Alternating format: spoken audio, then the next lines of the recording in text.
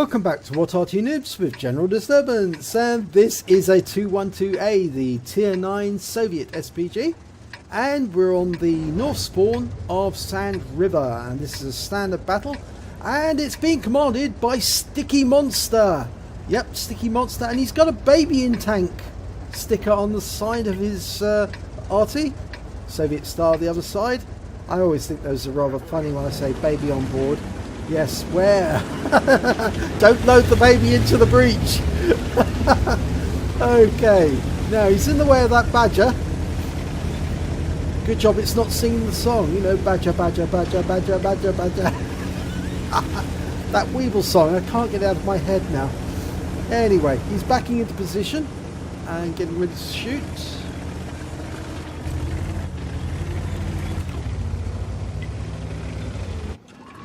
Right, he's not in the usual dip there where people end up to shoot, but we've got an E75 straight away. In fact, we've got a mouse and an E3, and they're making their way down to the riverbank. And that round was, well, it was pretty well aimed ahead in terms of the lead, but it fell just next to the E3. Did a bit of damage. E75, I should say, not the E3. Now he's reloading. As many of you know, the 212 was never actually built. There was too much pressure on the factory for tanks, and they never got around to actually putting it together. Okay, selecting the E75 again. I think mainly because it was close to the E3. But he got a big hit there, 300 hit points, and he's picked up some stun assists straight away. That may have had lend some weight to his decision to hit it, because obviously he knew then he would pick up some stun assists the moment it was stunned. Yep, the ones in the riverbank are going to be easier to hit than the ones that are actually up on this ridgeline. In fact, that's Quickybaby's ramp there, the ramp that he uses to spot the enemy. Very useful ramp that, if you're in a light tank or a medium. And that round goes in, it hits both the AMX M445 and he hits the Emil too at the same time. So that's a twofer there. Now he's got 3 tanks lining up there, plus the E75 and the E3 have gone into that little sort of like hole, that cul-de-sac there, for protection using the rocks. They're still getting hit though. Now, can StickyMonster put a round in? Well, there's the mouse. That's a big target. Can't really miss that. Rounds out. Direct hit. Oh, he's got a fire! And that was a premium fire extinguisher went off. He got 93 hit points from the fire, but the premium fire extinguisher put the fire out before he could get a full load. Now, I know a lot of mouse drivers use chocolate on their tanks instead of fire extinguishers. Well, it looks like that mouse driver decided no, fire extinguisher is much more important, and a good job he did, because otherwise he would have burnt to death. Okay, round out on the mouse again, and he also damaged the MX M451 as well at the same time, picking up loads of stun assist here as well, so that's helpful.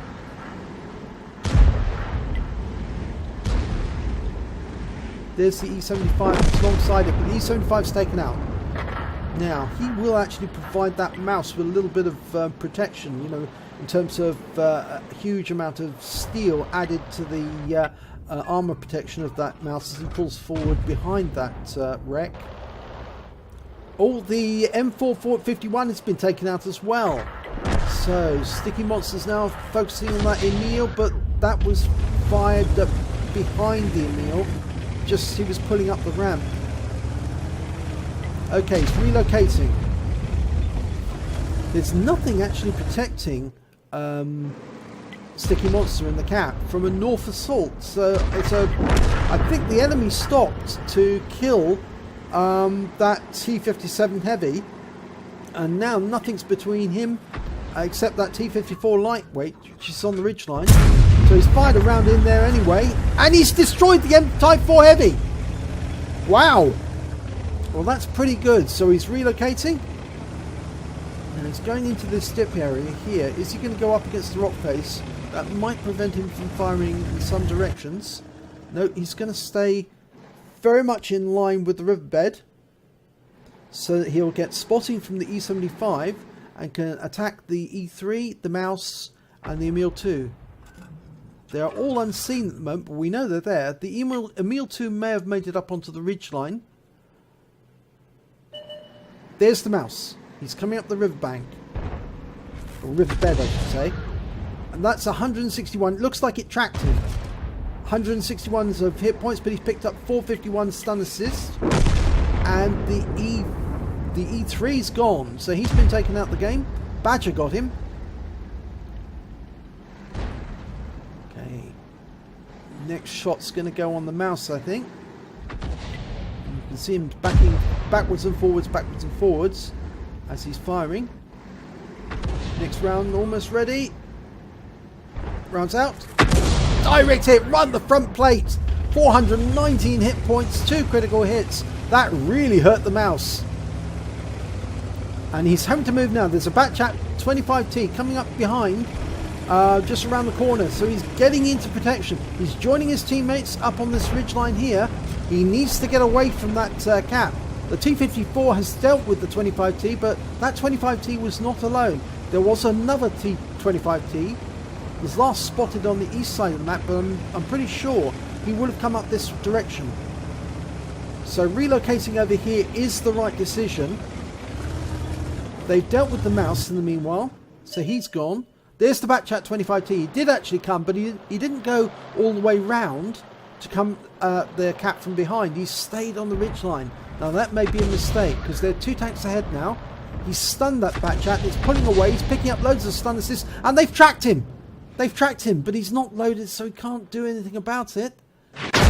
Ooh, that was a counter battery from the GWE100. He must have been looking for the 212.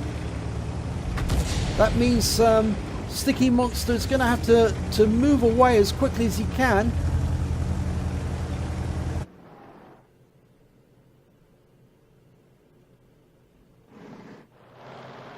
It just goes to show that the enemy Arty are looking for him, and he'll have to relocate after each shot now to avoid being splattered by the enemy, because they must be looking in this particular area for his tracer. So the moment he fires, he needs to scoot. Shoot and scoot.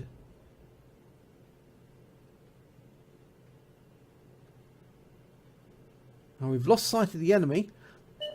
There's one of them, the Batchat 25T. It's the same one that was wounded earlier, but he's motoring up north. That will slow him down a little, so we're just giving him enough lead. Rounds out.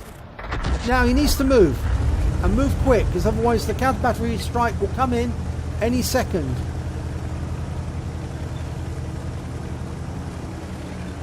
Expecting that shell to hit any second. Oh, don't move close to the spot.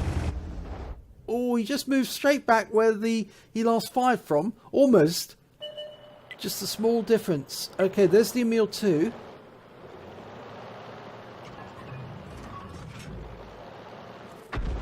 Oh, that's a big hit there from the M53. And that shot went in. 452 damage. That's a big hit too. That's going to help the Badger.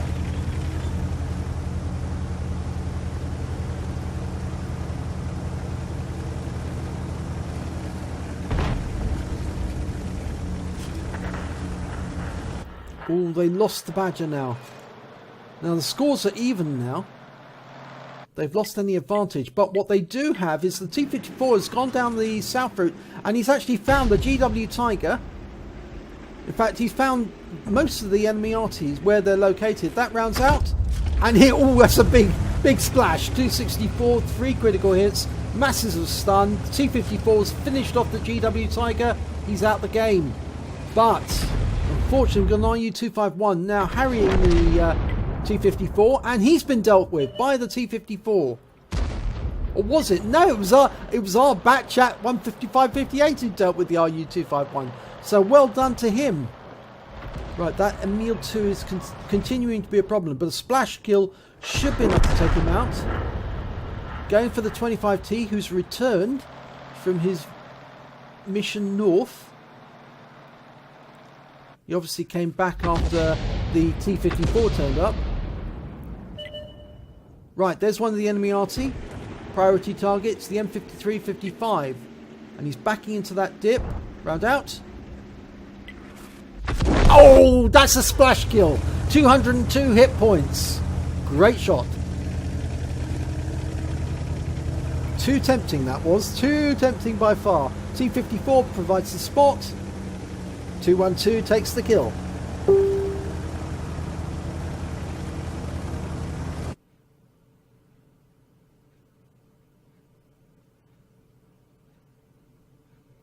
Now we're looking for a new target because we do have 2-tank advantage at the moment.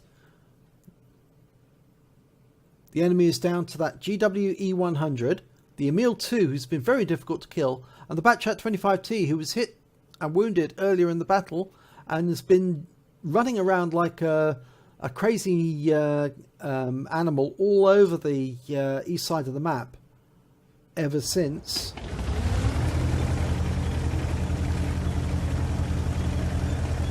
Now the M103 has just been sitting there virtually the entire battle, apparently. And the other people are saying, why is he doing that? They're saying, WTF. Well, obviously I'm not going to say that during in the video. But that round, oh, that was a lovely splash kill there. He got the Batchat 25 ton. He put the shell right next door to it, and it took him out. He was badly damaged.